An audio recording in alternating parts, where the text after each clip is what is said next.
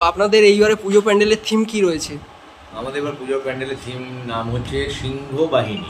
Welcome back to my new blog video. তো বন্ধুরা, আশা করি তোমরা সবাই ভালো আছো।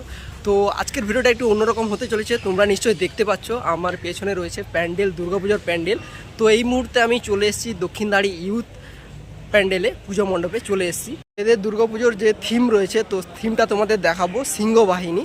তো সিংহ বাহিনী এর নামকরণের কারণ কি আছে, তো সেটা তোমাদের আজকে বলবো। এই পাশে দেখিয়ে দিই, দেখো এই পাশে রয়েছে তপন সিনহার যে বিখ্যাত মুভি, তার বিভিন্ন রকম লেখনী এই সাইডে রয়েছে, দেখতেই পাচ্ছ তোমরা।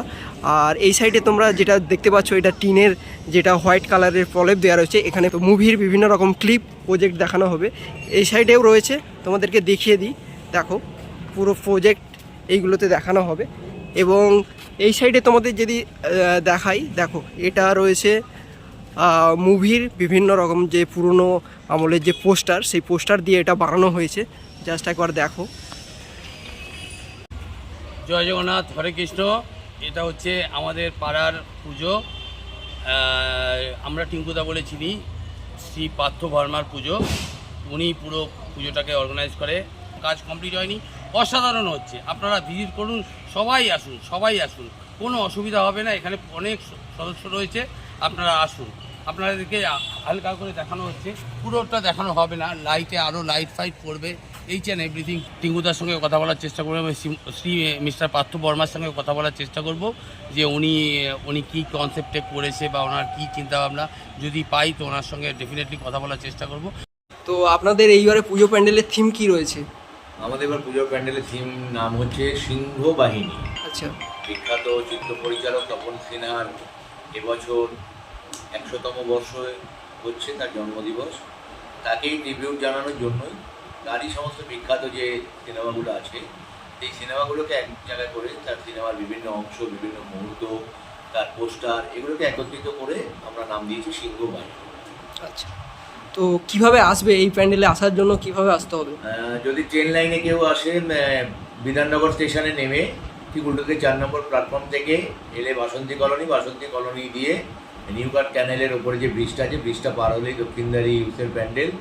আর যারা বাসে আসবেন তারা উল্টোডাঙ্গায় যদি নামেন, উল্টোডাঙ্গা থেকে যে ব্রিজটা এয়ারপোর্টের দিকে গেছে, সেই ব্রিজের ওপরে উঠেই বাঁ হাতে দেখবেন এই পুজো প্যান্ডেলের গেট, লাইটের গেট আছে, সেটা ধরে এগোলে, কিংবা যদি এয়ারপোর্ট থেকে আসেন তাহলে ব্রিজের ওপরেই বাস স্টপ আছে, বা দক্ষিণদাড়ি বাস স্টপ নেমে ঠিক তার উল্টো দিকে সোজা আলো সজ্জা বরাবর এগিয়ে এলে আমাদের প্যান্ডেল। আচ্ছা। তো আপনাদের এই প্যান্ডেল কবে থেকে স্টার্ট হবে? আমরা মহালয়ার দিন, অর্থাৎ 2 অক্টোবর আমরা উদ্বোধন করবো। কারণ 2 অক্টোবরেই তপন সিনহা 100 বছর তার জন্ম জয়ন্তী হচ্ছে বলে ওই দিনই আমরা উদ্বোধন করবো, এবং ওই দিন থেকেই মোটামুটি দর্শকের জন্য আমরা ওপেন করবো। ঠিক আছে, অসংখ্য ধন্যবাদ স্যার।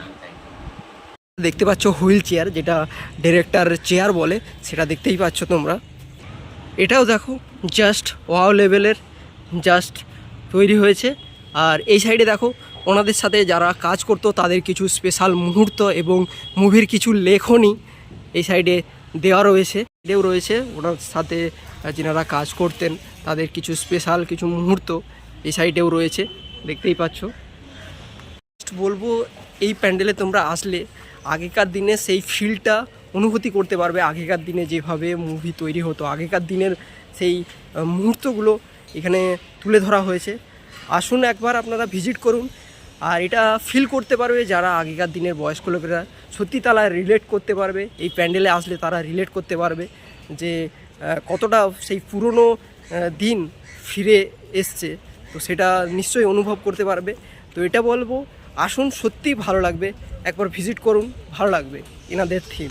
একটা কাহিনী বলি, এই হাতি মায়ের যে মূর্তি রাখা রয়েছে, এটা হাতি বানানোর কারণ কি? কারণ তপন সিনহার 3টি স্পেশাল মুভি ছিল হাতি। তো সেই হাতি সেখান থেকে তো মায়ের যেখানে মূর্তি বসানো হয়েছে, তো হাতি সেইখান থেকেই এসছে।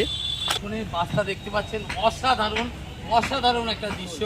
আপনারা সবাই আসুন, লাইট যখন পড়বে রাতের অন্ধকারে অসাধারণ লাগবে। এই সাইডে তোমরা যেটা দেখতে পাচ্ছ, এটা কমিটির অফিস ঘর, এনাদের অফিস ঘর, এবং এই সাইডে কাজবাজ চলছে এনাদের। বলবো যে দুর্গা মা দেখাচ্ছি না এখন, বর্তমান তোমরা আসলে তখন তোমরা দেখতে পাবে, আসলেই দেখতে পাবে তখন।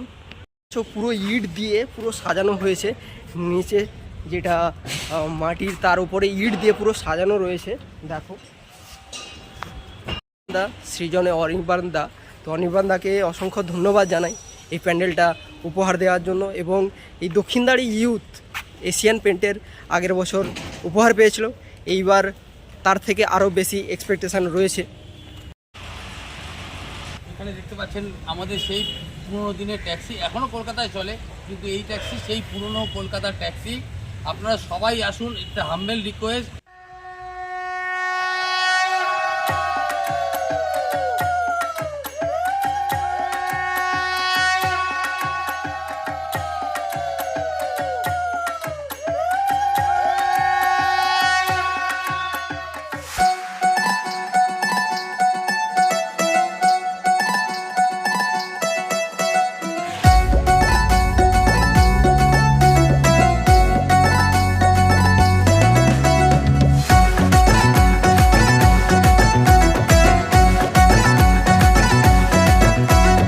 স্টেশন থেকে ওই সাইডে আপনারা 2 নম্বর স্টেশন থেকে নেমে সোজা যেতে পারেন, বা এই 4 নম্বর প্ল্যাটফর্ম থেকে নেমে সোজা এই যে রাস্তাটা আপনারা দেখতে পাচ্ছেন সোজা দক্ষিণদাড়ি ইউতে চলে গিয়েছে, বা আপনারা এই সোজা রাস্তাটা ধরে হাঁটবেন। তারপর আপনারা যে এই ওভারব্রিজ দেখতে পাচ্ছেন, এই ওভারব্রিজ ধরে হাঁটবেন। তো ওভারব্রিজ ধরে জাস্ট 3-4 মিনিট হাঁটার পর আপনারা দেখতে পারবেন দক্ষিণদাড়ি ইউথের দুর্গাপুজো। দেখতে পাচ্ছেন এটা চলে গিয়েছে শ্রীভূমি, এবং এটাই দক্ষিণদাড়ি মেন গেট। জাস্ট দেখুন, এটা দক্ষিণদাড়ি মেন গেট। এই মেন গেট ধরে আপনারা দেখতেই পাচ্ছেন প্যান্ডেল তৈরি হয়ে গিয়েছে। জাস্ট দেখুন,